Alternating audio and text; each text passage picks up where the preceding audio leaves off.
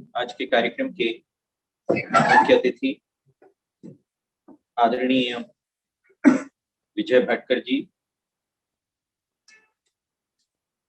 आदरणीय Gautam ji, professor Suresh ji, professor Avinash Vajpayee ji, Amok Gupta ji, Rakesh Pandey ji, सभी उपस्थित साथियों में सबसे पहले तो मैं इस बात के लिए आभार प्रकट कर दूं कि इस कार्यक्रम में आप लोगों ने मुझे बुलाना जरूरी समझा। और मैं विज्ञान का विद्यार्थी तो नहीं और साहित्य का ही मेरा क्षेत्र रहा,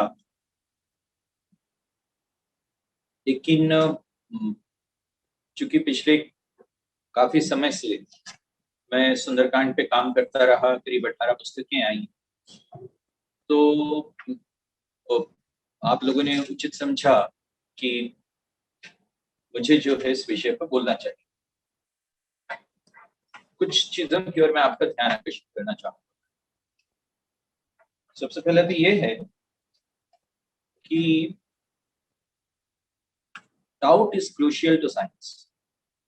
Doubt is crucial to the development of scientific. Doubt carries forward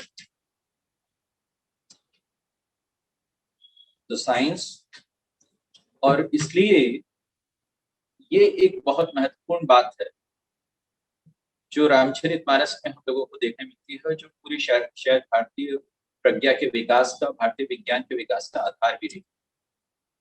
कि ये वो ऐसी परंपरा नहीं है, भारत में ऐसी संस्कृति नहीं है, ऐसे संस्कार नहीं है कि जो संदेह का निरादर करते, ऐसे संस्कार नहीं है जो कि संदेहों को ब्लास्फेमी के रूप में मानते हों और उसके आधार पर फांसी की सजा भी या मृत्युदंड की सजा भी जो तजवीज करते हैं। भारत में ऐसे कभी नहीं हुआ।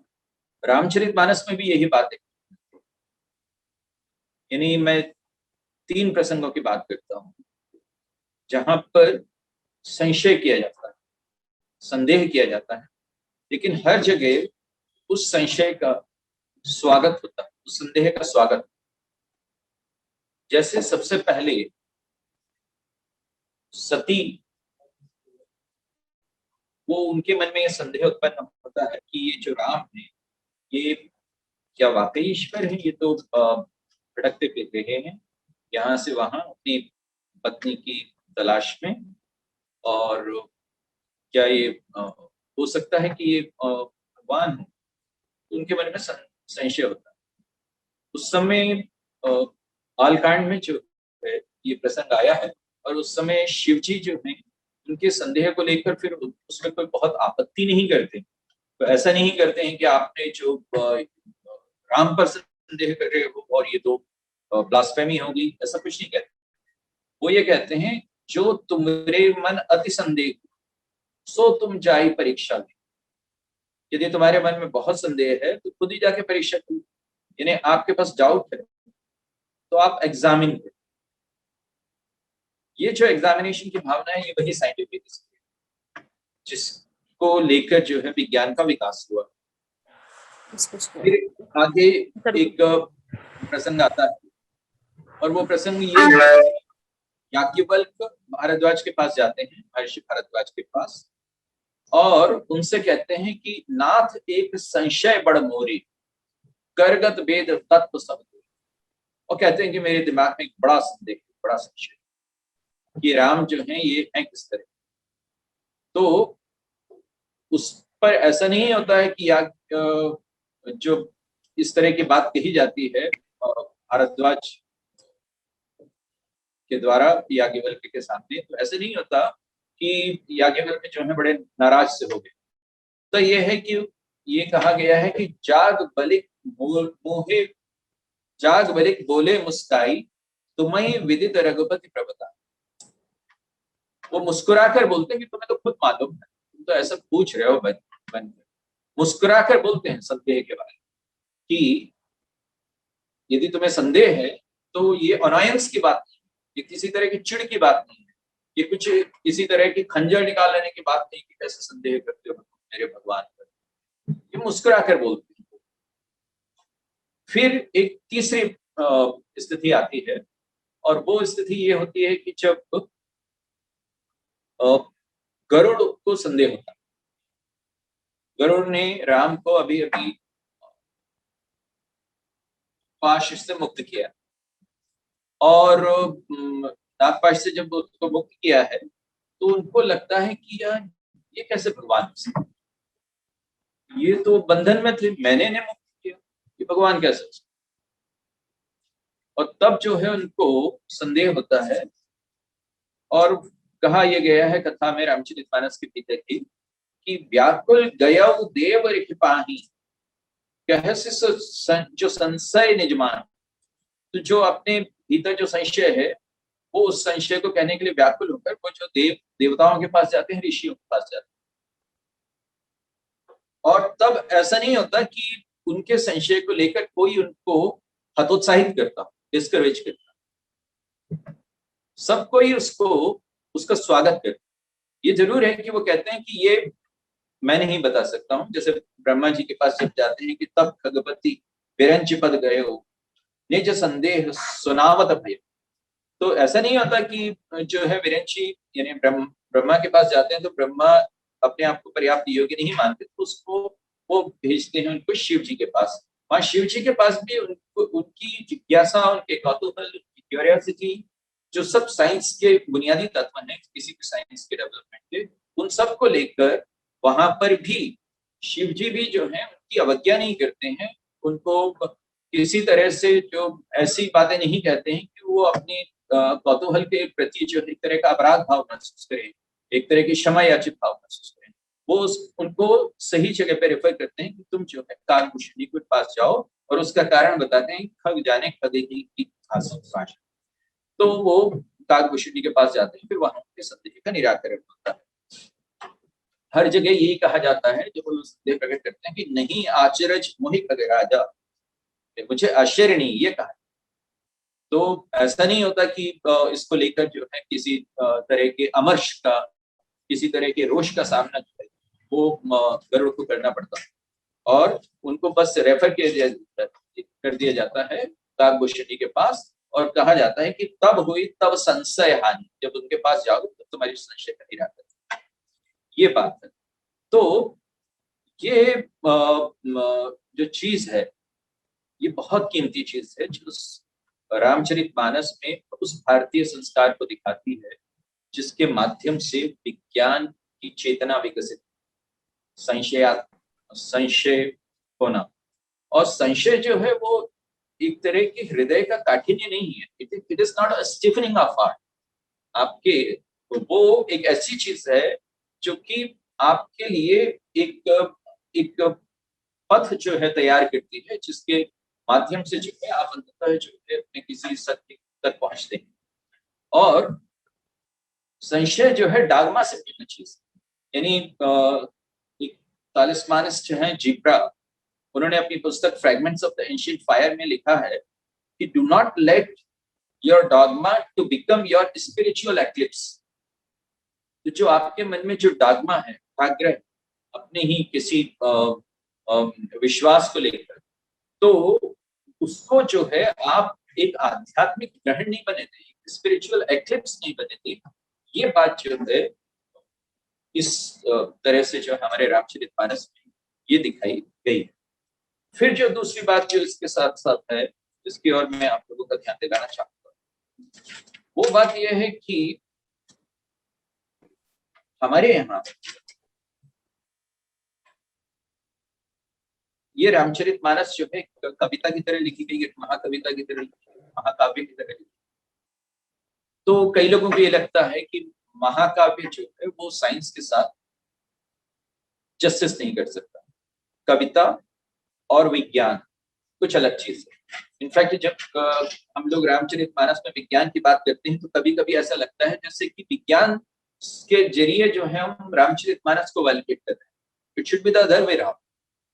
ऐसा नहीं होना चाहिए कि साहब हम ये सोचें कि विज्ञान जो है उससे वैधता मिलती है रामचरितमानस को। आजकल ये प्रवृत्ति हम लोगों में बढ़ गई, तो उससे भी हम लोगों को थोड़ा सा सावधान रहने की जरूरत है। जो भाषा है रामचरितमानस की वो काव्यात्मक भाषा, और काव्यात्मक भाषा क्यों?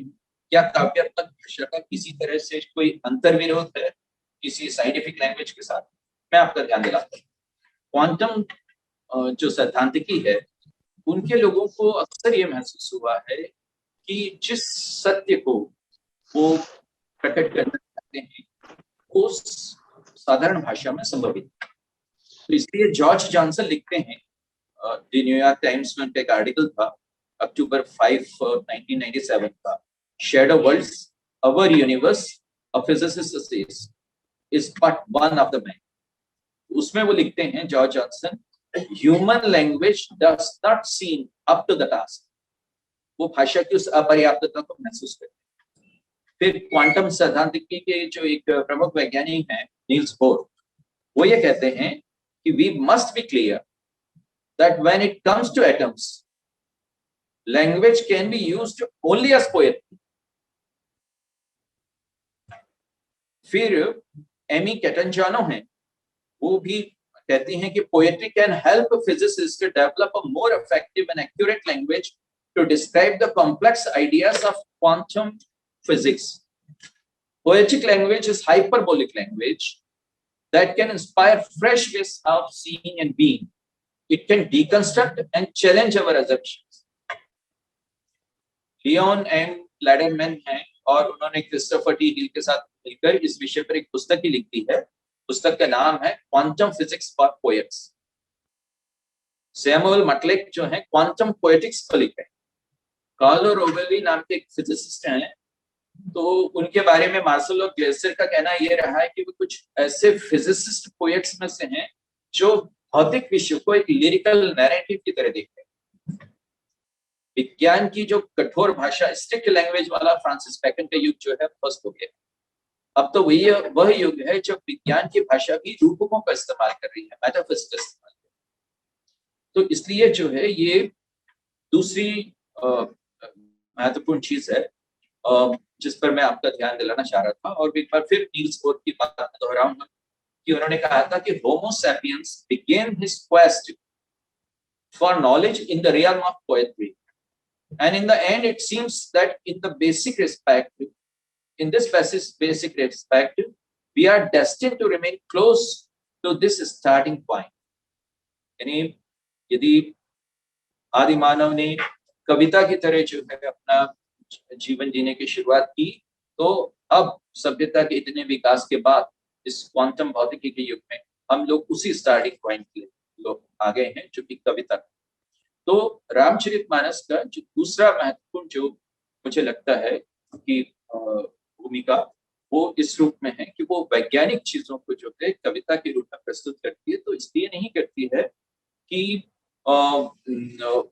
उसको जो है वो अवैज्ञानिक, बल्कि वो इसलिए प्रस्तुत करती है कि वैज्ञानिक सत्य जो है वो तभी प्रस्तुत हो सकते हैं सही तरह से जबकि उस कविताई को, उस बेसिक जो है पोएटिक्स को जो है पकड़ा है। एक बात आप ध्यान दीजिए, आप रामचरितमानस में जब बालकांड को पढ़ते हैं तो आपको लगता है कि कुछ चीजें कुछ बताई गई हैं जिसको कि हम लोग मिथ्स की तरह, जैसे ये बताया गया है कि नारद मोह हुआ और नारद जो है उनको विष्णु भगवान ने वानर का स्वरूप दे दिया और उसके बाद जो है वो प्रसंग है जिसमें कि नारद जी जो है ना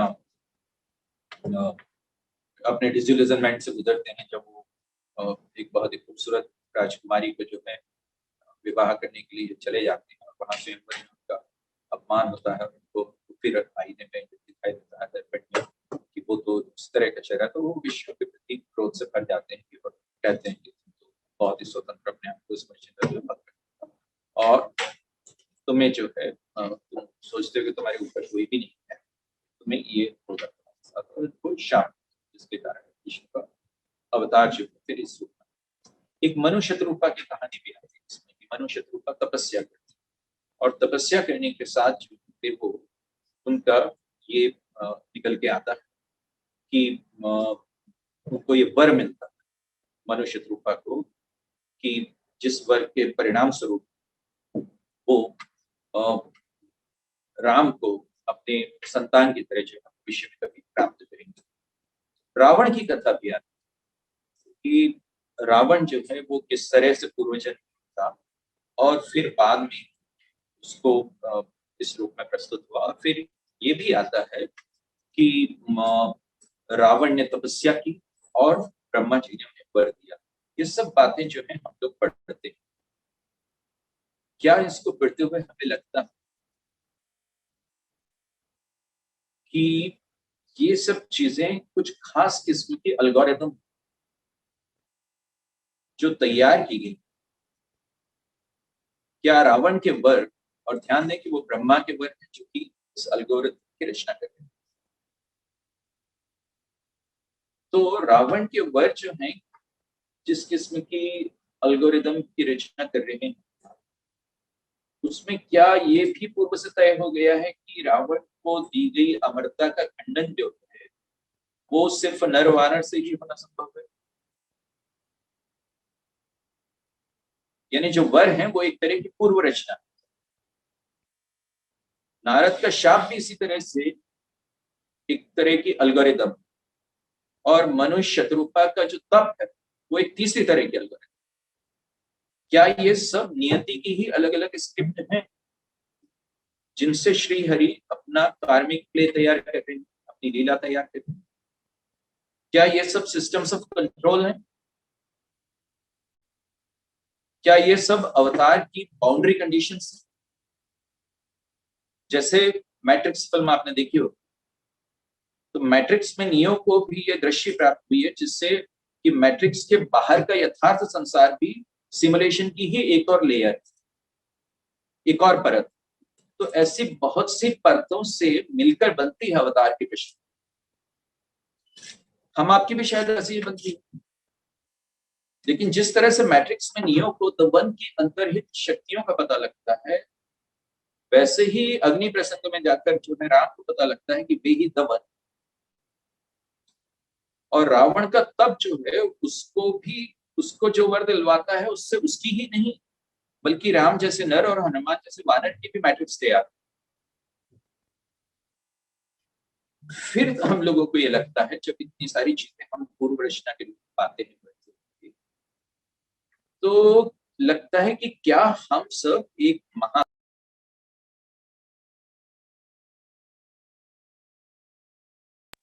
स्मूथ जैसे वैज्ञानिक अब कहते हैं कि perplexing features of quantum physics are just what we would expect in a simulation. कुछ वैज्ञानिक कहते हैं कि ultimate reality might be nothing but mathematics. और ये मैथमेटिक्स आपको सुरसा के प्रसंग में दिखती है जिसमें आगे चर्चा। सो इस कंप्यूटर एल्गोरिथम के युग में माया, नियति, वेदांत, कर्म जैसे सारे भारतीय शब्द अवधारणाएं तरह से जीवित। ईश्वर वह है जिसके लिए यह सब कार्मिक ट्रैप नहीं है बल्कि एक कार्मिक प्ले। और इसका ज्ञान जो है हमें स्वयं ब्रह्मा कराते हैं। जैसे ब्रह्मा रावण को वर देते हैं, या ब्रह्मा जो है वो लक्ष्मी को ये कहते हैं कि जब तुम्हारा जो है किसी वानर के साथ इस तरह की मुठभेड़ होगी तो ये ब्रह्मा जो है सिमुलेशन के रचयिता है। और जो शाप जो है जब नारद दे रहे हैं श्रीहरि को, तो उस समय वो जो बुनियादी बात कर रहे हैं कि तुम बहुत ज्यादा स्वतंत्र हो गए, तुम्हारे ऊपर कोई नहीं है। तो उसका मतलब यह है कि वो उनको किसी ऐसे सिमुलेशन में उतारना चाहते हैं जिसमें कि उनकी लिमिटेशंस हो, उनकी सीमाएं हो, और इसलिए वो मनुष्य होकर अवतार उतरते हैं और इस चॉइस के साथ उतरते हैं। वो बताते हैं कि मैं इस सिमुलेशन में उतरना चाह रहा हूं। तो ये जो मुझे लगता है कि जैसे भौतिकी के नियम ही या डीएनए में अंकित हमारी रचनाएं हैं, वो भी एक तरह की नियति। और उसी तरह से श्री हरि का विष्णु के रूप में अवतार लेकर उतरना, वो भी जो है वो इस मैट्रिक्स में पेश करने जैसा है। और वैष्णव तेज में जो अंत में वो मिलते हैं वो जैसा लगता है कि इस नियति के चक्कर से बाहर आना है और उस सिमुलेशन से जो है बाहर निकलना है। तो ये बात जो है मुझे लगता है कि एक बालकांड की शुरुआत में ही उन्होंने ये कुछ बाउंड्री कंडीशंस इस तरह की पूर्व कथाओं के माध्यम से तुलसी ने खींच दी। आप उसके बाद आगे चले, चूंकि मैंने इस पे काम किया है सुंदरकांड पर, तो मैं कुछ उदाहरण जो है सुंदरकांड से देता हूँ। सुरसा की एक कहानी आती है, इसमें कहा गया है कि वो सुरसा जो है वो जो जन भरित है बदन पसारा, कवि तनुकीन दुगन विस्तारा, सोरा जो जज सुरसा बदन बड़ा तास। और ये भी कहा गया है कि देवताओं ने जो परीक्षा लेने के लिए हनुमान की सुरसा को भेजा। अब क्या सुरसा रेप्टिलियन ह्यूमनाइड थी, जिसकी चर्चा इन दिनों विज्ञान कथाओं में हम देख रहे बहुत। क्या वो देवताओं के द्वारा भेजी होने से किसी तरह की रेप्टिलियन एलियन? क्या सुरसा वही है जिसे डेविड कॉनेट जैसे आधुनिक ब्रिटिश लेखक ने इल्यूमिनाटी कहा, जो रेप्टिलियन ह्यूमनाइड्स है? क्या आज उड़न तश्तरियों का अध्ययन करने वाले लोग के प्राणियों की सर्पाकृति की चर्चा करते हैं?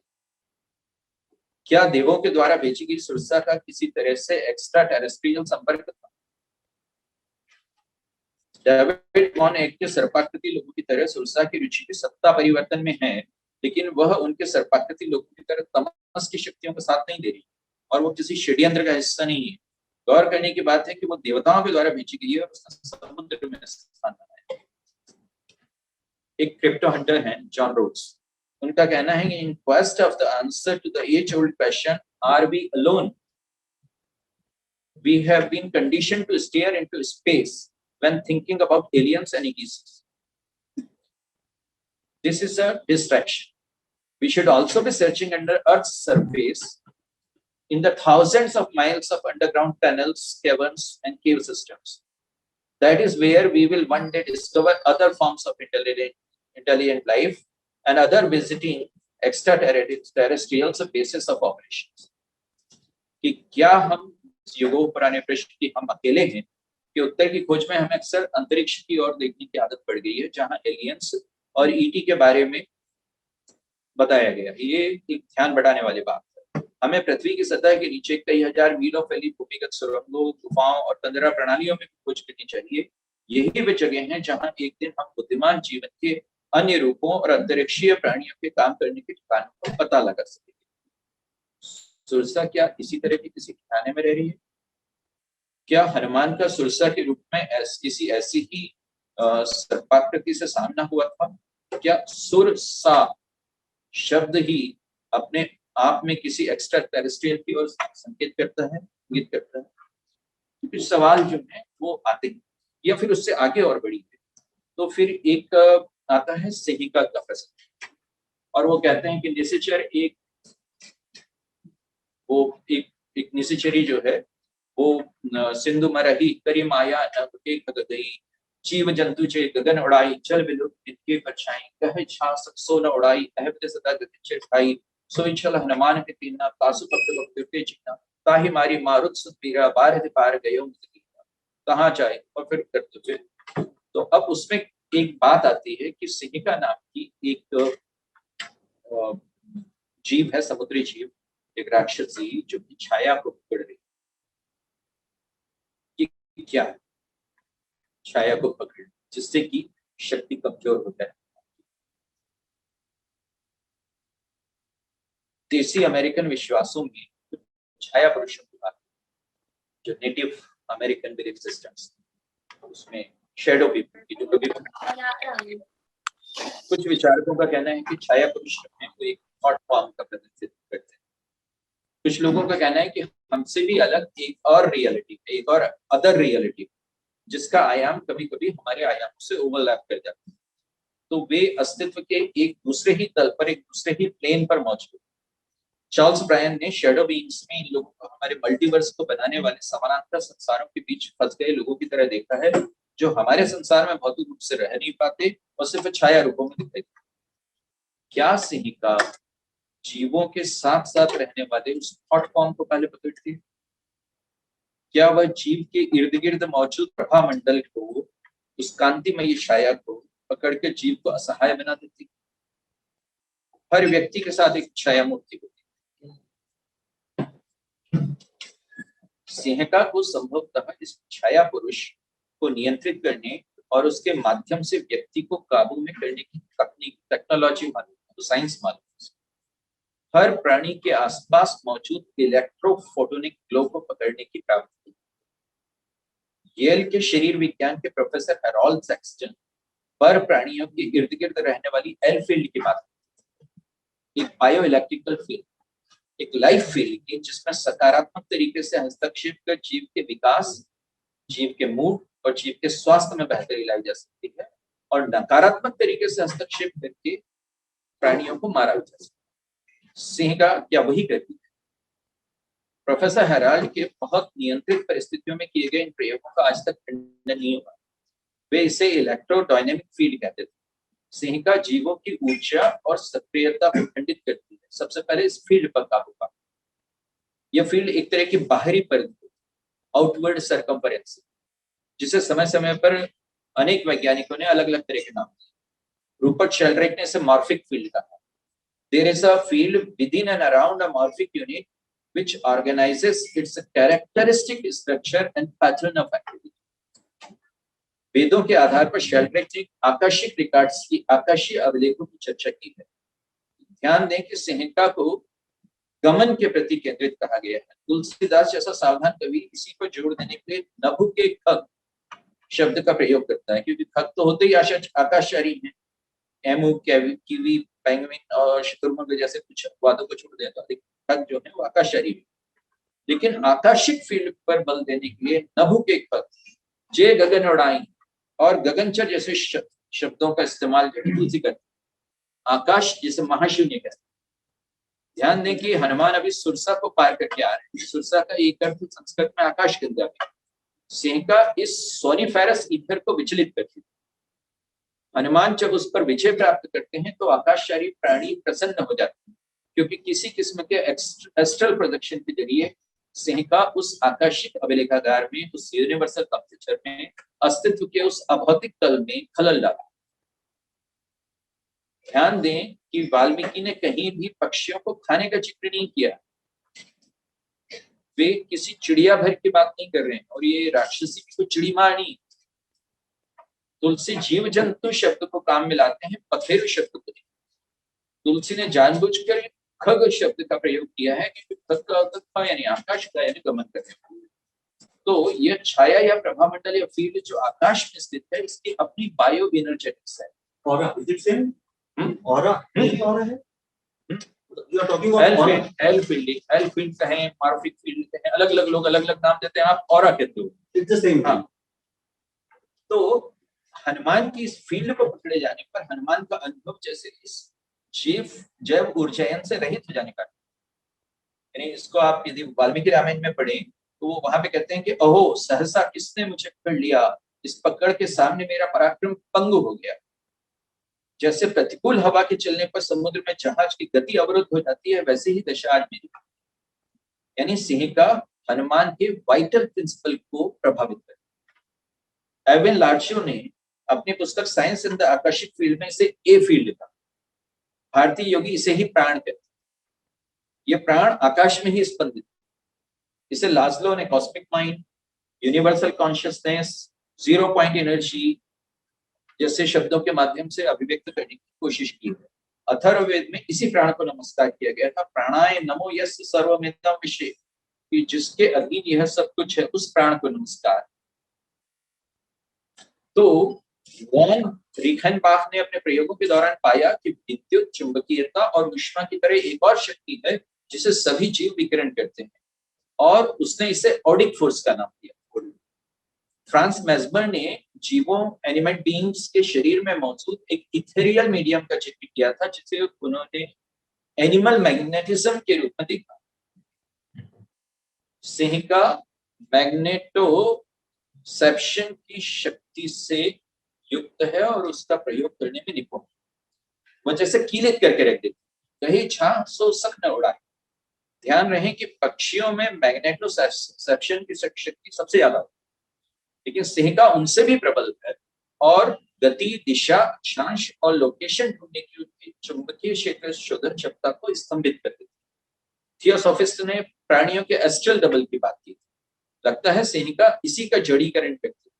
मेड्यूसा नामक ग्रीक सर्प राक्षसी की निगाह जिस पर पड़ती थी वो पत्थर हो जाता। यही सिंह करती है, एक तरह की जामी, एक तरह का जमना। पहले किलित करती है फिर किल करती है। तो ये जो ऐसे संकेत जो है इस तरह के आपको रामचरितमानस में बहुत ज्यादा मिलेंगे, जहां पर कि विज्ञान का प्रयोग और विज्ञान के संदर्भ में जो है जो कहा गया। मैं एक दूसरा उदाहरण देता हूँ, सुंदरकांड में ही आता है समुद्र का प्रसंग। समुद्र के इस प्रसंग को जो है बहुत ध्यान से पढ़ने की जरूरत है, क्योंकि इस पूरे मामले में वो जैसे अभी गौतम साहब बोल रहे थे कि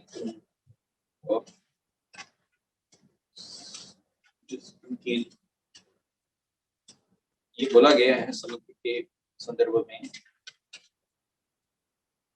सभय सिंधु कहि प्रभुपद केरे क्षमानाथ सब अवगुण मोरे। गगन समीर अनल जल धरणी इनके नाथ सहज जड़ करनी। तव प्रेरित माया उपचाय सृष्ट हित सब ग्रंथ निकाय। प्रभु आयस चहकज सही सोत ही भांति रही सुख। प्रभु बल कीन मोह सिद्धि मर जागा। इसमें क्या बात है विशेष रूप से, कौन सा साइंस है, क्या चीज कही गई, इस पर जरा मैं आप लोगों का ध्यान आकर्षित करना चाहता हूँ।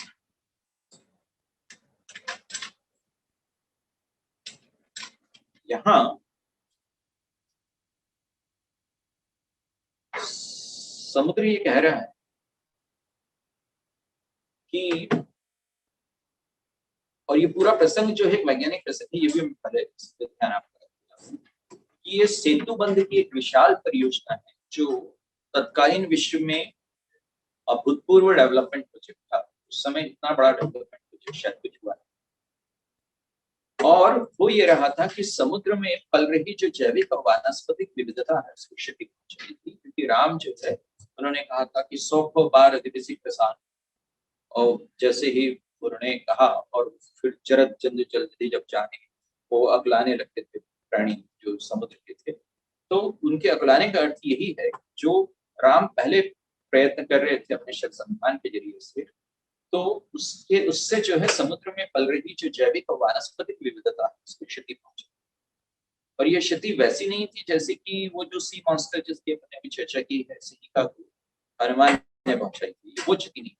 वहां तो सिहिका के रूप में मनुष्य की उस घटिया प्रवृत्ति की बात थी जिसके अनुसार हर ऊपर जाते हुए आदमी को नीचे घसीट कर लाने के उद्योग कुछ लगे ही रहे। तो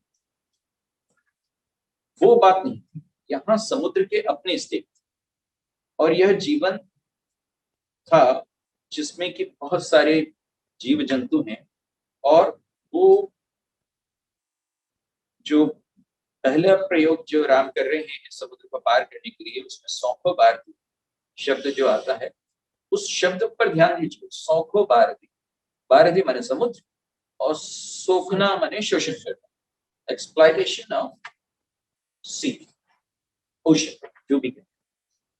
क्या ये उम्मीद कर रहे थे कि समुद्र जो है अपने शोषण से सहमति प्रकट करेगा, कि जब स्वयं राम सामने हो चुके सत्य के साक्षात विग्रह, तो उनके सामने भी समुद्र जो है सत्य नहीं कहेगा कि वो स्वयं कैसा महसूस कर रहा है। समुद्र के चैतन्य को पहचानना, समुद्र को एक पवित्र जीवित व्यक्ति की तरह देखने की जो सामर्थ्य राम ने इस समय प्रकट की, उसी से फिर बाद में जो है उन्हें लीस्ट हार्मफुल रास्ते का पता लगेगा। जब समुद्र जीवंत हुआ तो चराचर का, जंगम और स्थावर का दोनों का बोध जागा। उसने कहा कि सिर्फ प्रज्ञा, बुद्धि, स्मृति और अनुभूति ही नहीं, बल्कि क्षिति, जल, पावक, गगन, जमीन, वो सब भी अपनी अपनी भूमिका का निर्वाह करते हैं। और वो ये कह रहे हैं कि ये सारे तत्व जो शोषण के लिए, दोहन के लिए, सौखों बारिधि वाला जो रास्ता था, आज आप देखिए वो सामुद्रिक जैव विविधता का सबसे बड़ा शत्रु बन गया, मराइन बायोडाइवर्सिटी। और तब जो है वो ये कह रहे हैं कि ये 5 तत्व जो है इनका इनके ये 5 महाभूत, इनके अपनी फिजिक्स, इनके अपने भौतिकी, और इस भौतिकी की उपेक्षा नहीं की जा सकती, इस भौतिकी को समझना होगा। वो राम से कह रहे हैं, यानी आप इसको इस रूप में देखें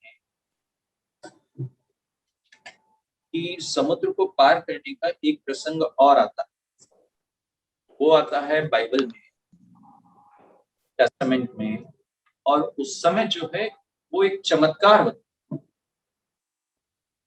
उस समय ये होता है कि इजराइलियों को रास्ता देना, तो समुद्र फट जाता है और उनको उस रास्ते से निकल जाता है। लेकिन मैं कहूं कि मिरेकल पर भरोसा विज्ञानी, miracle is a violation of nature. चमत्कार जो है वो प्रकृति का वायलेशन, और ये राम इस तरह का कोई चमत्कार नहीं हुआ है। समुद्र भी उनको ये बता रहा है कि प्रकृति का अपना स्वभाव, इन 5 महाभूतों का अपना स्वभाव, इनकी अपनी मर्यादा है, और आप मर्यादा पुरुषोत्तम हो तो आपसे सबसे ज्यादा अपेक्षा की जाती है कि आप मर्यादा का मान। तो वो जो जॉन डन कहता था कि नेचर हैथ नो गोल तो शी हैथ लव, कि प्रकृति का कोई लक्ष्य नहीं है, उसके नियम, तो उसकी मर्यादा है। तो ये प्रकृति के द्वारा राम का किसी तरह से कहना चाहिए कि अवमानना नहीं है कि वो उनको रास्ता नहीं दे रही, प्रकृति रास्ता नहीं दे रही, ये प्रकृति की विवशता है। फ्योदोर दोस्तोयेव्स्की जो है नोट्स फ्रॉम अंडरग्राउंड में वो कहते हैं कि nature does not ask your permission, she has nothing to do with your wishes, and whether you like her laws or dislike them, you are bound to accept her as she is and consequently all her conclusions. तो इसलिए जो है यही बात जो है वो वहां पर समुद्र के माध्यम से कहलवाई गई, और हमें लगता है कि शायद यही बात आप कहने की समुद्र जो है वो मनुष्य के रूप रख के आ गए। लेकिन मैं न्यूजीलैंड गया, वहां पे मैंने देखा कि उन्होंने माओरी नदी को जो है एक विधिक व्यक्ति का के रूप में स्वीकार किया, एक लिविंग एंटिटी की तरह स्वीकार किया माओरी नदी को, बाकायदा संसद में कानून है।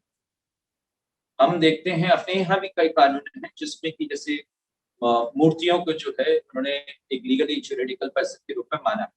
हम देखते हैं कि कंपनियों को जो है वो एक लीगली ज्यूरिडिकल पर्सन के रूप में माना, यानी एक तरह की व्यक्तिमत्ता है, एक तरह का ये है कि आपको एक इंडिविजुअलिटी दे दी गई, भले ही वो एक लीगल फिक्शन हो। उरुग्वे में उन्होंने एक पूरे पर्यावरण को ही जो है लिविंग पर्सन का दर्जा दिया है। अमेरिका में एक पार्क है, उसको जो है उन्होंने लिविंग पर्सन का दर्जा दिया।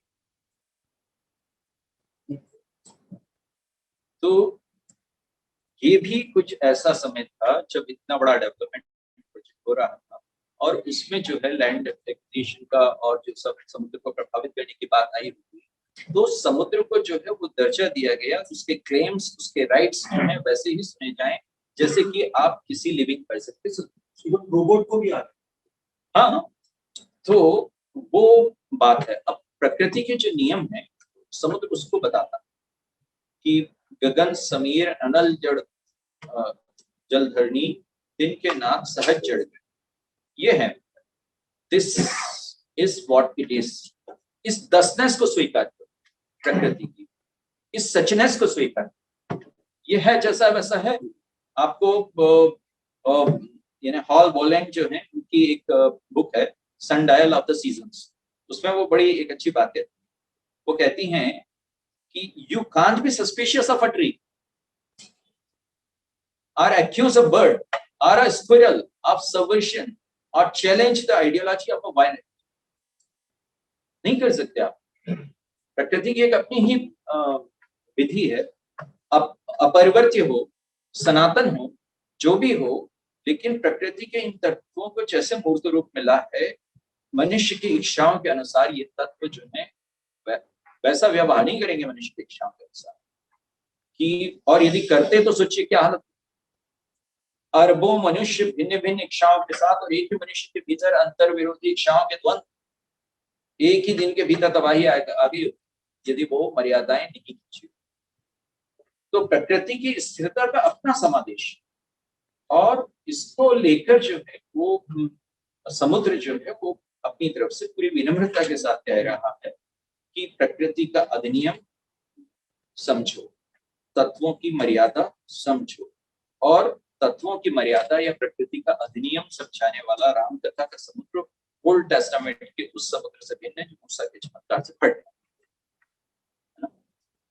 मूसा की छड़ी से लाल सागर 2 भागों में फाड़ दिया जाता है और इजरायली उसके खुले सूखे मैदान से पार हो जाते हैं। इजिप्शियन सेना जो का पीछा करती रहती है और समुद्र जो है मूसा की छड़ी घुमाते हैं तो फाड़ होता है और इजरायली निकल जाते हैं, समुद्र फिर एक में हो जाता है, इजिप्शियन सेना जो डूब जाती है। राम कथा में से कोई चमत्कार नहीं, वहां आग्रह प्रकृति और तत्वों के मूल स्वरूप को ऑब्जर्व करने का है, उसे समझने का है, और उसके बाद उस समझ के आधार पर उस समय का सबसे बड़ा इंजीनियरिंग प्रोजेक्ट जो है वो हाथ में। तो इसलिए जब मुझे मारिया पुपा याद आती है कि science mines nature for truth of a different order. It is our mightiest means of communing with reality, probing its mysteries and gleaning from them some sense of belonging, of locating ourselves in the universe, understanding our place in it. So ये probing की बात है, ये gleaning की बात है, यही वही बात है जिसे तुलसी आगे जाकर कहते हैं कि ताड़ने की बात, देखने की बात है, ऑब्जर्व करने की बात है, क्लीन करने की बात है। वही ऑब्जर्वेशन जो कि किसी भी साइंटिफिक एक्सपेरिमेंट सबसे ज्यादा। तो जब समुद्र जो है पंच महाभूतों की बात कर रहा है, प्रकृति की मर्यादा की बात कर रहा है, तो वो लूसी जोन्स की इस बात को ही सच कर रहा है कि science is the process of trying to understand the nature of real. यथार्थ की प्रकृति को समझने की बात कर रहा है, पंच महाभूतों की भौतिकी को समझने की बात कर रहा है। और इस आधार पर ही मुझे कई बार लगता है कि समुद्र को जो आगे चलकर कहीं कहा गया है कुल, बल्कि यूं कहा, पीछे ही कहा है प्रभु तुम्हारे कुल गुरु, कि विभीषण बताते हैं कि समुद्र जो है राम को कहते हैं कि राम तुम्हारे एक कुल गुरु, और राम भी उसको तात कहकर संबोधित करते हैं। क्यों करते होंगे ऐसे? राम का विरोधी नहीं है, कुल गुरु है। रावण की लंका कितने पास रहा, रावण की वैज्ञानिक तैयारियों से परिचित, कितनी ही बार पुष्पक विमान उसके ऊपर से उड़कर गया, सेंका जैसी वार मशीन चुकी छायाग्राही है और स्तंभकारिणी, रावण ने समुद्र में ही तैनात कर रखी। इसलिए समुद्र ये जरूरी समझता है कि राम के भीतर अभियांत्रिकी और भौतिकी आदि पक्षों के प्रति भी सजगता रहे। यदि समुद्र विनय को सफल होने देता तो सटसन विनय, कुटिल सन प्रीति की व्यर्थता का बोध राम में कैसे इतनी उग्रता, इतनी त्वरा, इतनी सामूहिकता के साथ जाता। समुद्र विप्र का वेश रखकर प्रकट होता है, तो इसलिए नहीं कि राम विप्र होने से कुछ कंसेशन देते, बल्कि इसलिए कि कुलगुरु होने के नाते राम को बताएं कि विप्र रूप रख के रावण की तरह धोखा भी दिया जा सकता है। हर कोई हनुमान हो जरूरी नहीं है, समुद्र जानबूझकर राम की कुछ भावुकताएं खत्म करना चाहता है, क्योंकि रावण के साथ युद्ध में बहुत सी मायाओं की रचना रावण पक्ष की ओर से की जाएगी। उसने राम को उनकी दार्शनिक माया का स्मरण करवाया, लेकिन एलिमेंटरी साइंस की माया रचनाएं जब रावण के द्वारा रची जाएंगी तब कोई दार्शनिकता नहीं चाहिए, भौतिकी चाहिए। और समुद्र जो है वो उसी भौतिकी के संदर्भ में और उसके जो कंपल्शन हैं उसके संदर्भ में बताया। इसलिए मुझे लगता है ये बहुत बड़ा प्रसंग है। मुझे कुल मिलाकर ये लगता है कि हमारे जो ग्रंथ हैं, रामचरितमानस है, उनके भीतर की बुनियादी जो है साइंटिफिक जो टेम्पर है उसको हमें देखना चाहिए, और उसके आधार पर हमें ये तय करना पड़ेगा कि रामचरितमानस और ऐसे हमारे ग्रंथों की के वैलिडेशन के लिए साइंस नहीं, बल्कि जो है वो इसलिए है ताकि जो है हम लोग इन ग्रंथों का जो वास्तविक जो अर्थ है और जो अर्थ जो है किसी तरह से सो कॉल्ड इरेशनैलिटी का नहीं है, उसके पीछे जो भी कुछ दिया हुआ, कहीं कोई एक ऐसी स्पिरिट है, कहीं कोई ऐसी एक भावना है, कहीं कोई एक ऐसा चैतन्य है, कहीं कोई एक ऐसा जो है वैज्ञानिक जो है औत्सुक्य है जो उसके माध्यम से संतुष्ट। आप सभी लोगों को प्रणाम।